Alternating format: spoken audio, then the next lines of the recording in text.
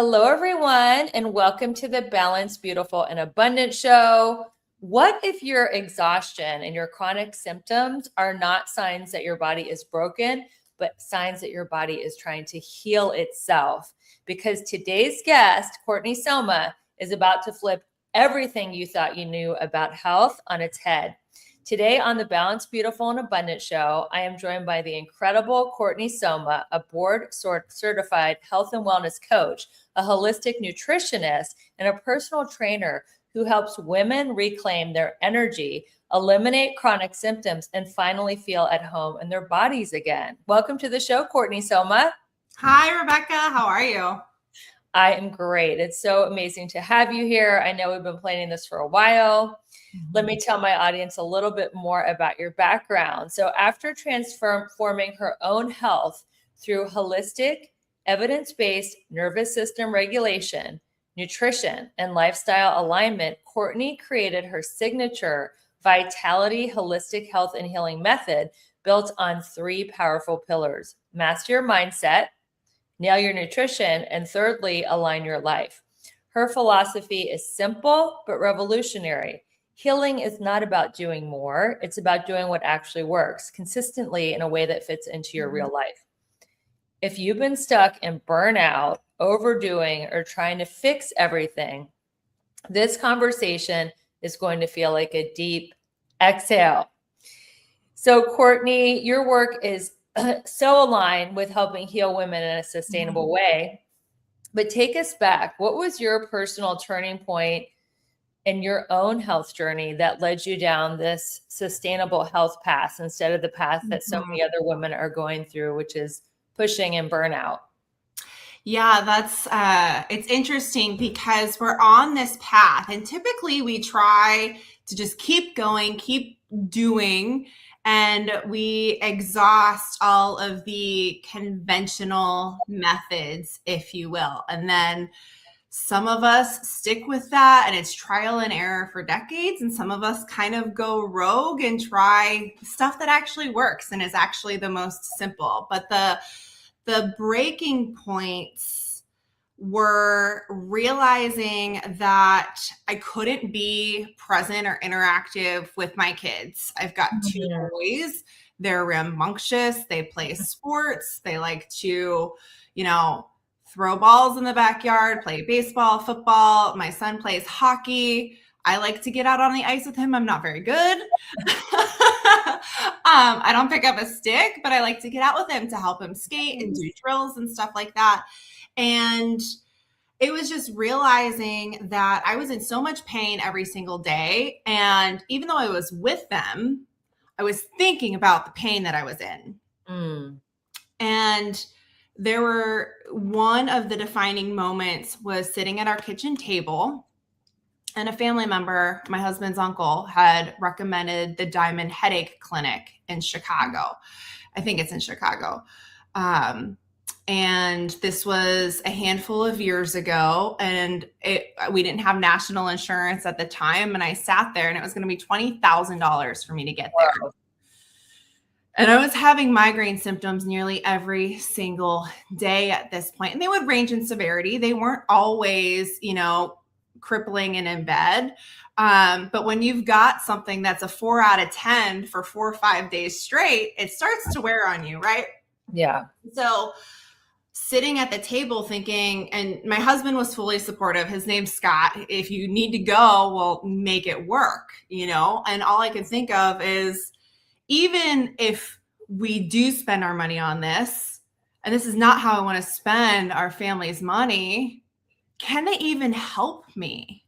Yeah. Or is it just going to be another conversation of, well, let's try this medication and see what happens? Because I can do that here. I don't need to spend $20,000 to do that in another state. So there were some defining moments like that, but that was a big one. And it's just thinking, our medical expenses are the number one cause of bankruptcy in the United States. Is that going to be what's in store for our family because of this? And I have to do something about it. So what was your first step? You decided not to spend the $20,000 at that clinic. So what was your first step toward healing the way that you chose to heal? Yeah, it all started. So I had gone down the conventional Yeah. path. I had had a couple of different functional doctors. We tried all the lab tests, literally probably $1,000 worth of supplements a month, like ridiculous stuff. And I'm not saying that can't be helpful for some people, but for me, it wasn't what my body needed. A supplement to replace medication was not going to help me heal, right? Yeah. And I had a ton of different things. I've got like 8 chronic diagnoses. And if you don't count a history of anxiety and depression, those are fully resolved. So I usually don't include those. But I was gearing toward the natural space, but it just wasn't enough, even though I was doing all of these things that I was told I was supposed to do or that helped other people. And I was folding laundry and multitasking in the living room. And I came across, I don't know if someone mentioned an article or if I was like Google searching, and I found an article on nutrition and migraine. And it happened to be on plant-based nutrition and migraine. And I was like, nobody has talked to me about this before. No one has really put together the impact that nutrition has on neurological symptoms and chronic pain. So it started there, and that led to about 12 months of educating myself on nutrition. Now, I was already a certified personal trainer and sports nutritionist at this time. So I knew a lot about nutrition, but I didn't know about nutrition and pain. And that is where it all started. It was a journal article that I came across in January, a handful of years ago, and now we're here. Amazing. Amazing. Yeah. So what were some of the biggest misconceptions you had about health before you found this amazing transformation? Yeah. So I actually went to school for biology, and I've worked in healthcare. And the traditional story is genetics are the predominant deciding factor in how we look, the diseases we developed, what we experience on a day-to-day, how we age, if we have stretch marks or not. Genetics is what is typically pointed to. And that was the biggest thing that got flipped on its head. And there's an entire field of epigenetics that says that's actually not true. So that is like, if I were to say one thing, that is huge, because a lot of people are looking at, well, genetics, or it runs in my family. And we have a lot more power and control over our destiny and our health than we are led to believe. So did what you were experiencing with your migraine and all your different symptoms, did that run in your family, or was that just from chronic stress? No, there's a lot of different things. Stress is a huge trigger, obviously, but that leads to a dysregulated nervous system. So obviously the nervous system plays a huge role with chronic pain and neurological symptoms like migraine. But it was my lifestyle. I did not treat my body very well in my 20s. I ate a standard American diet for most of my life. I, did not have things in my environment that supported health and healing, but it wasn't my fault. I didn't know. Yeah. And a lot of us don't know these things, and it can sound really overwhelming, but part of my goal is to help make it more simple. And so women can flow into it with ease. It still takes intention and it takes dedication to yourself, but it doesn't have to be overwhelming or like hard. I like that you talk about nervous system regulation, and you just mentioned it. It is foundational to healing and health, especially in your work. For the people in our audience that don't know what nervous regulation is, can you actually explain what that means in simple terms? Yeah, absolutely. So, and we hear it a lot more now. It gets thrown around a little bit, but it really is so, so important, especially now, because we're in this technological boom and we've got screens everywhere. We've got alerts. We've got social media that is literally designed to keep us engaged and keep the dopamine firing and all of these different things. And, we can have an overworked nervous system from stress from work, family, the way we eat, external factors like social media and screens where our brain is just constantly going. But from a space of health and healing, a lot of us are thinking about our pain or our discomfort. Sometimes it's just gut discomfort. Sometimes it's chronic pain like joint pain, arthritis, migraine. And we're either thinking about the pain we're in or we're anticipating pain or what might set off a flare, or we're afraid of certain foods because we might have a reaction. This keeps the nervous system in fight or flight. So a lot of people can remember back to like ninth grade biology, we've got rest and digest and fight or flight. Yes. And in our environment today, the way it's designed, if you think about it, humans are very far removed from the days where we lived in caves and really just had to worry about staying alive and where we were finding our next meal. Now we have things that are impacting our nervous system that aren't real threats, but they're perceived as threats. And this keeps us in high alert. And we can't be in both high alert and calm at the same time. So a lot of us have this imbalance of just being in chronic fight or flight rather than having a nervous system that is able to calm and enter a state of repair, slowing down, all of those things that sound fantastic but don't really feel attainable. Yeah. Right? So that's what it's like, to have a dysregulated nervous system.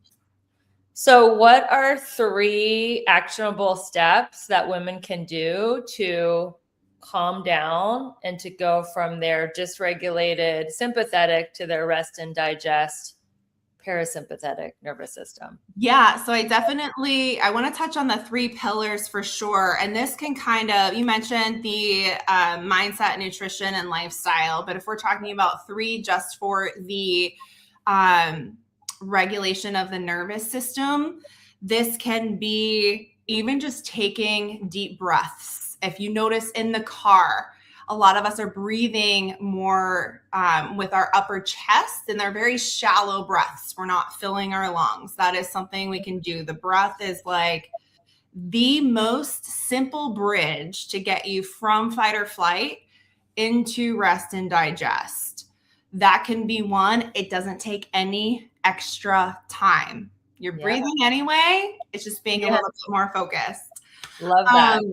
Something else you can do is if you have some extra time, you can obviously add in a meditation, even a 5-minute guided meditation or a gratitude practice. This helps to calm the nervous system. And something else as well, a lot of us are eating on the fly when we're stressed. Yes. If you can, eating in a place where you're calm, or even saying, if you're religious, say a prayer. If you're not, even just thinking about your food as you're eating it. A lot of us have chronic digestive issues, and women in particular are, struggling with bloating, gas, discomfort, all of these things. Slowing down around mealtime and even thinking, being mindful about your food. Where did it come from? What's the texture? Slowing down in those moments, which doesn't add a whole lot of time, but can bring your nervous system from up here to a place that's more level and steady. I love that, because so many people are eating on the go or eating standing up or eating while returning emails.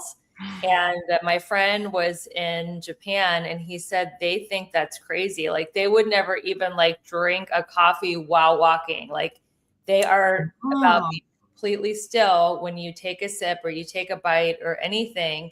So Americans, we just eat and drink and do everything while in movement. And I think that's great advice, what you said, Courtney, just to stop, take a beat, thank, God, the universe, whatever you believe, the farmers who made the food, the people who packaged the food, the truckers who delivered it to the store. We don't even think about that, but just Mhm. taking that moment can shift us from the sympathetic to the parasympathetic, and Mhm. to stop eating on the move. Like, just take 5 minutes, and also to chew your food, because that's something that I struggle with, because Yeah. I always eat so fast because I'm rushing from thing to thing. So just taking like a moment to slow down, be present, Mhm. and chew thoroughly. Yeah. So we are going to cut to a quick commercial break. But when we come back, Courtney, I'd love to hear about your 3 pillars of vitality. Yeah. Thanks, everyone, for listening to the Balanced, Beautiful, and Abundant show. And don't miss out on this next segment, because Courtney is going to be sharing some great nuggets of wisdom with us. Welcome back. Courtney, you have 3 pillars of vitality. I know we are all on the edges of our seats, wanting to know what these 3 pillars are and how they can help us achieve vitality. So tell us all about the 3 pillars. Yeah, absolutely. So the first pillar of vitality is mastering your mindset. And I've begun to incorporate identity in here as well, because, and this isn't just toxic positivity or always thinking the best, but mastering your mindset when it comes to health and healing is super important. Or even honestly any goal, and this is something that I know you focus on with your clients. Limiting beliefs are a huge one. I saw you posted about that earlier today. Yep. A lot of the things that we think are really impacting our results. Okay. And our identity, what we're thinking and feeling over time, also impacts the results that we get. And this kind of goes back to the whole genetics thing, and the genetics not being the primary factor, because if we are thinking and feeling like our body is broken, or it can't heal because someone along the line told us there's no cure, or we can't reverse this, we begin to live in that space. And how can you heal if you don't believe your body is capable? Yeah. Or if you believe you're inherently broken? So that's number one. Number two, these things, what we think produces our feelings, right? And that's controlled by neurotransmitters in our brain, our chemistry in our body. So when we think certain thoughts, we can either have positive neurotransmitters and hormones be released, or we can have negative ones be released. So it starts with what's upstairs. If we are constantly believing or thinking that we can't heal, we're not capable, we can't stay on track, which path is your body, your actual chemistry and physiology in your body going to follow? Not the positive one. The negative one. Exactly. So Yeah. we can actually control to some extent what's happening in our body with what's going on upstairs. And it takes practice, but again, it's free, it's simple, it just takes intention and practice.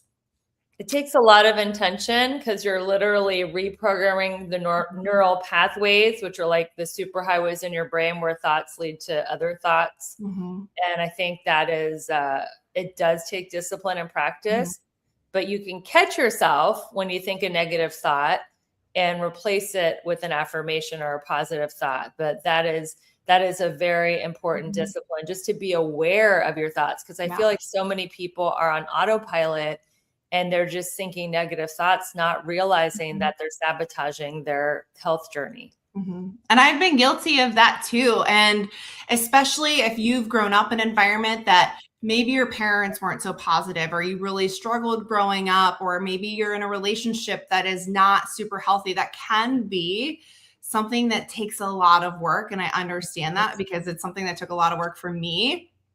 I'm not inherently the most positive person, but it really is important when you've got a health goal to work on that neuroplasticity, but also on top of the internal physiology that's happening is what we're thinking and feeling will shape our actual actions. So it's a domino effect.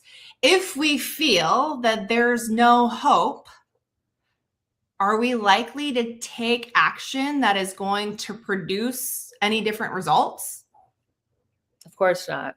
Probably not. Yeah. But if we feel like we are in control and our bodies have an innate capability of healing, they're not designed to, God didn't design us to be flawed and in pain. You know, we just had Easter. Some of you may not align with this, but Jesus came and he healed the sick, right? We're not designed to be flawed and live lives of pain. And the body's sole purpose, regardless of what you believe, the sole purpose is to survive, to reproduce, to extend the human race. So pain and disease is not the natural state that we're meant to be in. And when we begin to embody that, then we start making decisions that align with those beliefs. We choose healthier foods. We start to align our lifestyle. We begin to work more on those mindset shifts, being more active and realizing this isn't serving me. Can I replace it with something that does?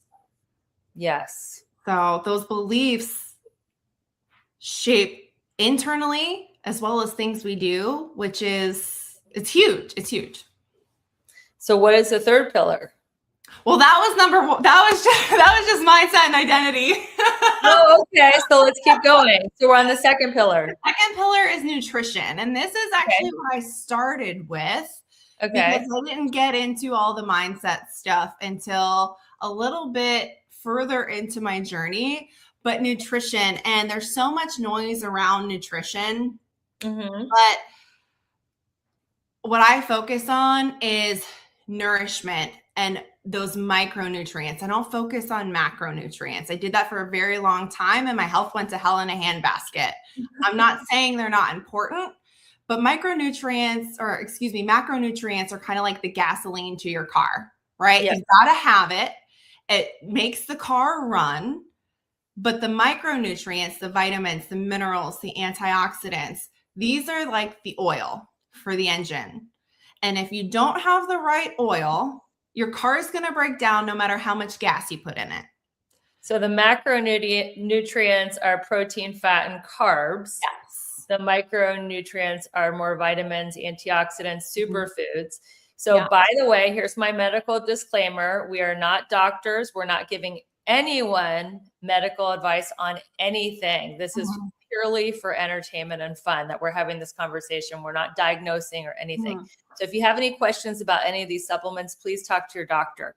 But Courtney, in your opinion, what are some general supplements that you feel like everybody should be taking? And I know everybody's a little different, but what is like just a general supplement stack that you think would be helpful to the average person listening? Yeah. I mean, before we even get into supplements, we have to look at food, what we're eating, because the supplement industry, it's a multi-billion-dollar industry, right? Yeah. But a lot of it's because we're not focusing on the right things with food. We want to focus on foods that nourish our internal systems, that support the liver, that support the gut, that support the immune system. And by the way, these aren't all different foods. The same foods that support the gut or help reverse diabetes or help lower inflammation, they help with everything. Okay. Supplements, I think, can be fantastic. But they have to be used intentionally. And a lot of us are going out and saying, well, I think I have this deficiency or, whatever. There's a lot of things that we're getting from supplements that we can be getting from food. we just have to be more intentional with our food. And Well, with let's double being, click on food before we get to supplements. Mhm. What are some of the foods that you mentioned that are great for the liver, gut, immune system that help lower A1C? Mhm. What are some of your favorite superfoods that are helping lower inflammation in the Mhm. body and that are doing all the things? Yeah, so for inflammation in particular, ginger and turmeric are huge, especially when I was dealing with more migraine symptoms in the past, or chronic joint pain is something that I used to deal with a lot, joint and muscle pain. Adding ginger, like whole ginger, to my smoothies, Mm. wild blueberries, turmeric. These things are highly anti-inflammatory.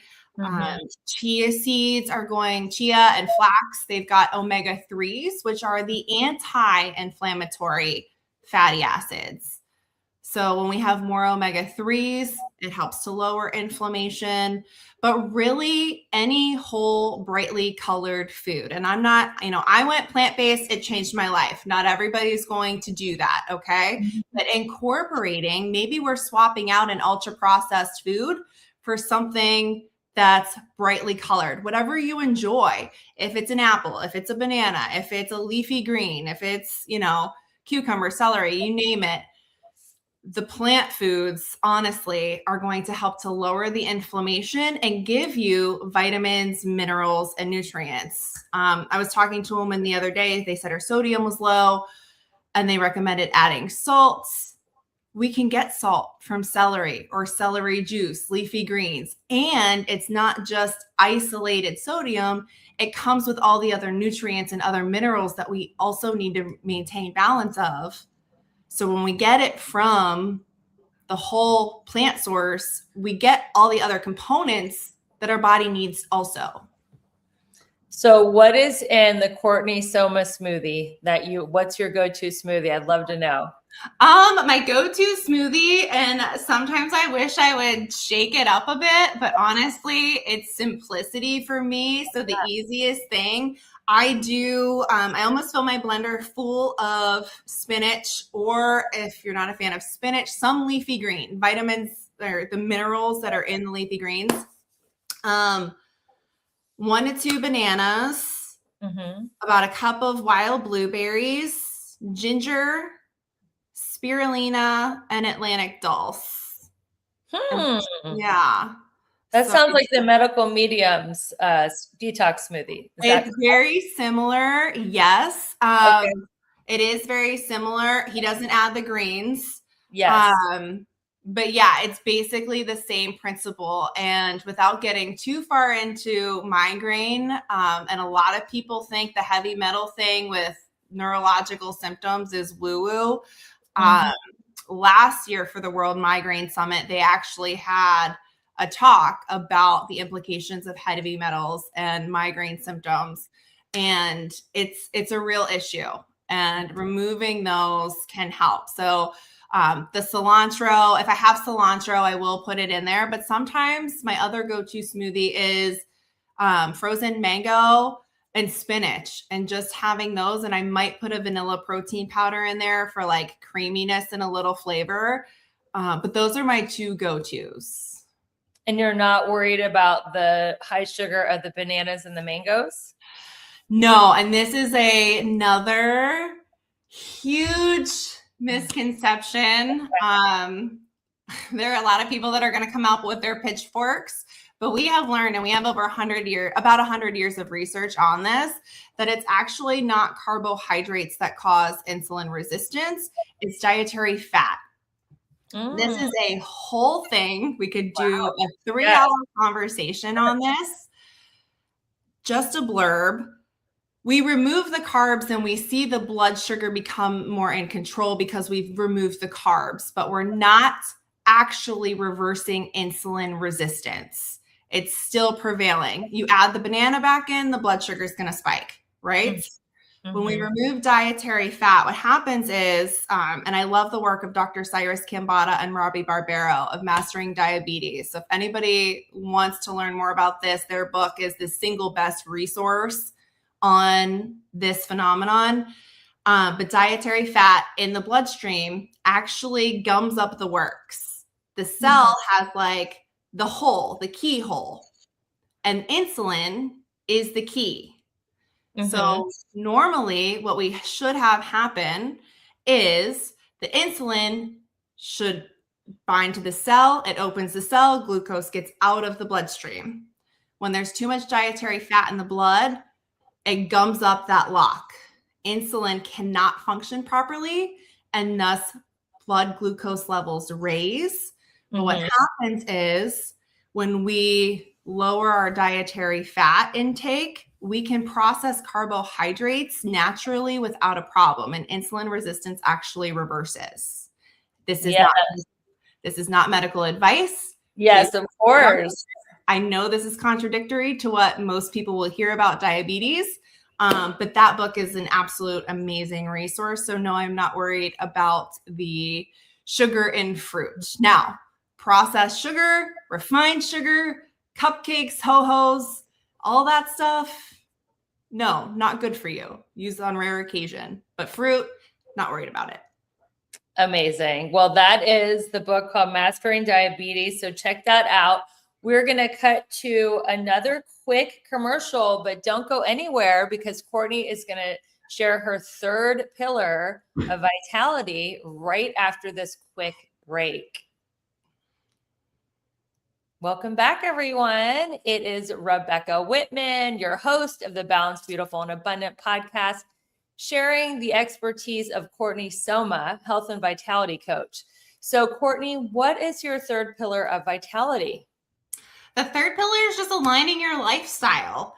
And this is something for some of us that might feel a little uncomfortable. So, sometimes we have these goals from a health perspective or a fitness perspective, and our lifestyle doesn't necessarily reflect the outcome that we want to have.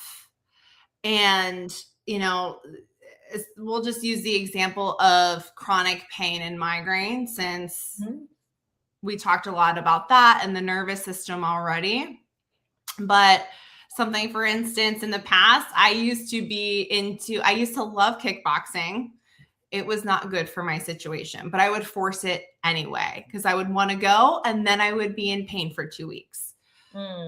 Cycling, which I had to take a long pause from. I just got back into it, which I'm very excited about, but I've done a lot of healing work and I'm more in that rebuild phase myself now. But cycling ramps up the nervous system. There's loud music, you're pushing yourself, you can be in positions that can actually trigger pain flares. And sometimes it's hard to part with some of these things that we love, or we feel like we should be able to do them because we used to, or, our friends are doing intense workouts or CrossFit or something like that. And sometimes we just need to take a step back and really align our lifestyle with our goals. If something is causing us pain or causing our nervous system to ramp up, it might be worth taking a look at. And it doesn't mean you're done with it forever. It just means being intentional right now and then reevaluating it later.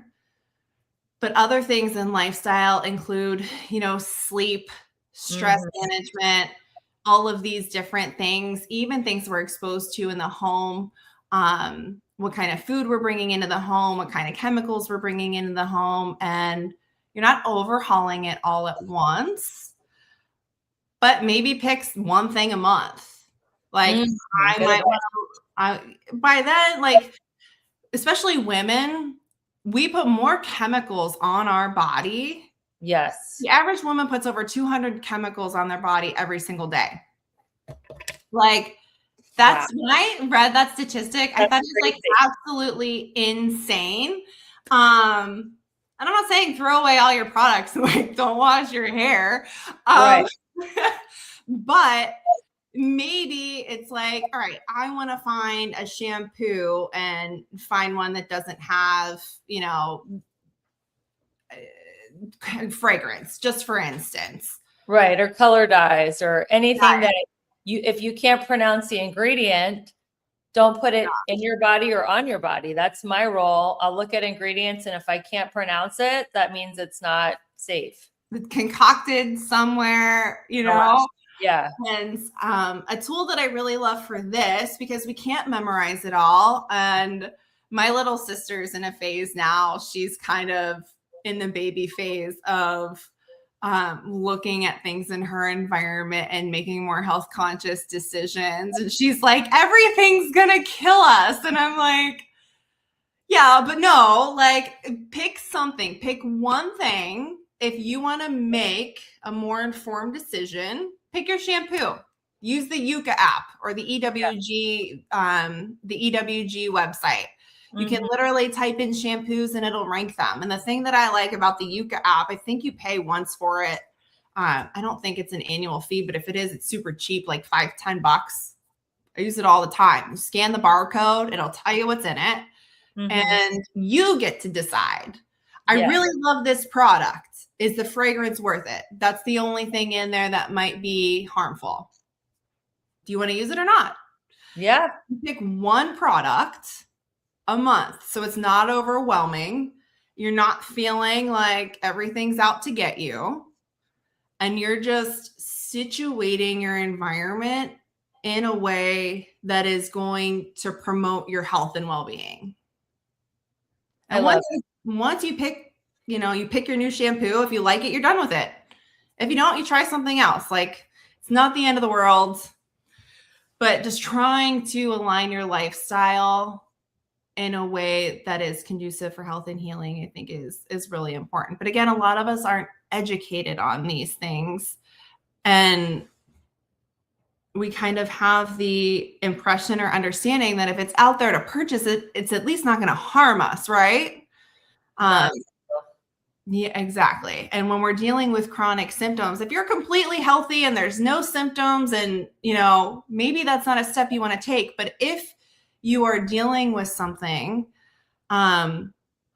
these products can overburden the system, especially the liver. And a lot of people think, okay, well, the liver, it's supposed to detoxify. It does what it does. And, there's a lot of people out there that, there's a lot of people that are selling detoxes and cleanses and all these things, which I don't necessarily agree with. I agree with using food to support our internal systems. But on the contrary, there are proponents that will say, oh, your liver's fine, it'll do what it does. But it's never before been exposed to all the fragrances, all the chemicals, the ultra processed foods, everything in our environment. So supporting the liver by removing some of those things can be super helpful to your health. The liver is like this quiet little worker bee that performs hundreds of functions, and it is like completely overlooked. So that's one of the focuses that I have with my clients that are on a health and healing journey. Beautiful. Yeah, the liver is so important. So I love your belief that symptoms are signals, not failures. Can you expand on that? Yeah. So it's an alarm bell. Basically, it's the fire alarm that's going off that's saying, hey, there's a fire. It wants to save you from burning the house down, right? So a lot of the time, and what we are taught in the conventional space is to silence that alarm. Take the medication, see if it silences the alarm. Meanwhile, the fire continues under the radar. We've just possibly turned off the alarm. Now, mind you, I've talked to women that are on 4, 5, 6 medications for migraine prevention, and they're still having daily migraines. So that is if the medication works, right? But, and this was a shift that I had to learn, the alarm is not my body failing me. It's speaking to me. But years ago, I didn't know what that meant. I just thought my body was broken. For some reason, I've got pain. My nervous system is sensitive, is what they told me. So that's just my nervous system, and I have to live with it. But the reality is we can do all of these, do different things to support our bodies, and then it puts out the fire. And that's the goal. Silencing symptoms, as much as we want to be symptom free, and trust me, I get it. But just turning off the alarm isn't going to help the internal environment, if that makes sense. Well, I think that's the difference between Western and Eastern medicine, is Western medicine just puts a Band-Aid on the symptom and masks it, whereas functional or holistic Eastern medicine is actually focused on healing what caused the symptom. And I think that is a big shift that we're experiencing. More people in the Western world, coaches like yourself, are teaching you can actually heal the body and not just keep putting Band-Aids on the symptoms. Let's go through some fun rapid fire questions before we close this interview. So what is more important to you, Courtney, your morning routine or your evening routine? Oh, probably the morning routine, because it sets the stage for the day. Now, I am more working on mindset, identity, and that neuroplasticity aspect. But there was a point in time where my sleep was absolute garbage. My sleep is fantastic now. I love my sleep. I'm an old lady. I don't care. I like to go to bed early. If you're someone that is struggling with sleep, your evening routine may be more important to you. So in the past, that was the case. Now my morning routine is definitely more important. Coffee or matcha or neither? Okay. I love coffee. I love it. I started drinking coffee in like 6th or 8th grade. Way too early for any human being. It is a drug. It does stimulate the nervous system. Yes. If you've got chronic pain or migraine, at least switch to half calf or decaf, or cut it back, because it is going to artificially put us into fight or flight. It ramps up the nervous system. It increases the heart rate. That being said, I still have decaf, which there's still some caffeine in there. Right now, we mixed some half calf and decaf. I had that this morning. So I am not out here to make everybody dump out their coffee. But I literally went from having a pre-workout, a heaping spoon of pre-workout in the morning at 4:30 a.m. before I got out of bed, to 2 cups of coffee and an afternoon double espresso. Okay. Whoa, that's a lot of caffeine. Way too much. And then my nervous system was like, hello, we're shutting down in here. So the less caffeine, it's going to be better for the nervous system, the adrenals, and the thyroid, which a lot of women especially are struggling with.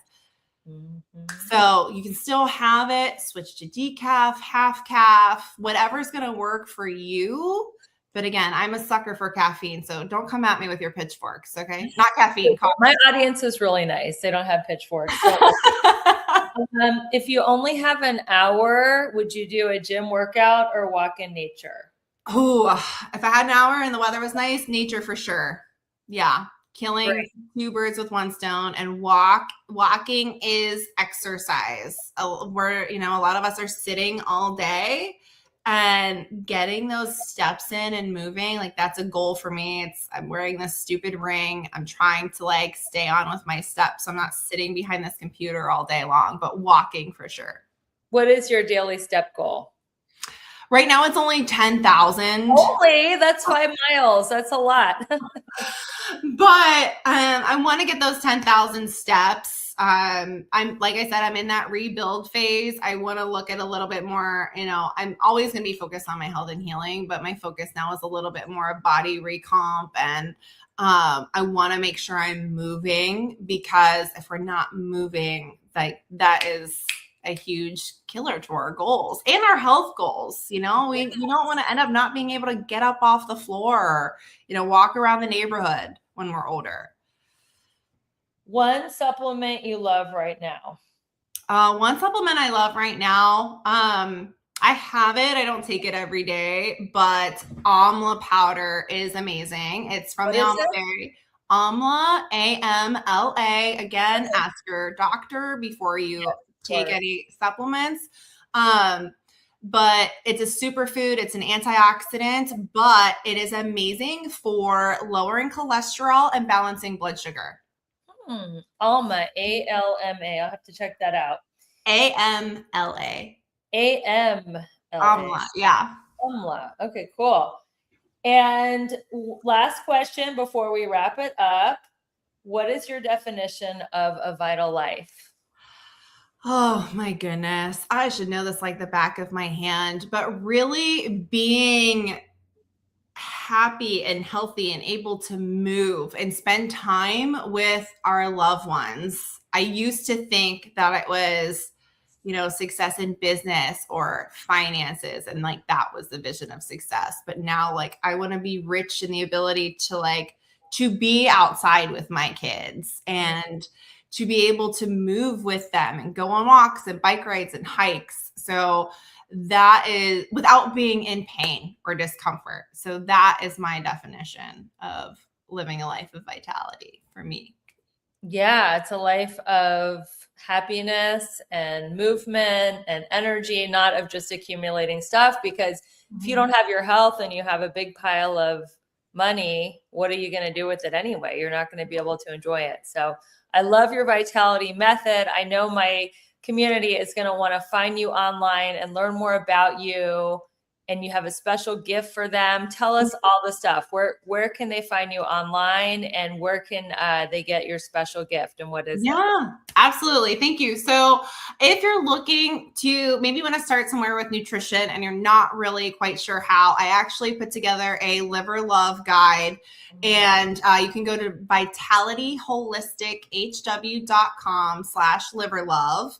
And it's a guide plus recipe pack. So you'll get some simple recipes that you can incorporate. I am on all the major platforms at Vitality Holistic HW. I am trying to kind of veer away from Facebook and Instagram for my own nervous system regulation and more toward YouTube. So I'm working on building the YouTube channel with more beneficial, longer form content that people can really like sink their teeth into rather than messing around with reels and all that. So if you want to check out YouTube, that's probably the best place to go when it's at Vitality Holistic HW. Amazing. Well, Courtney, thank you for sharing your journey and your enthusiasm for health. Thank you, everyone, for being a part of this movement where we are achieving success and happiness through alignment, not the hustle and grind. I'm sure somebody you know that you care about is experiencing chronic pain. Maybe they have migraines, maybe they have other health issues, and they would find this interview with Courtney very valuable. So please feel free to share this interview with someone you care about.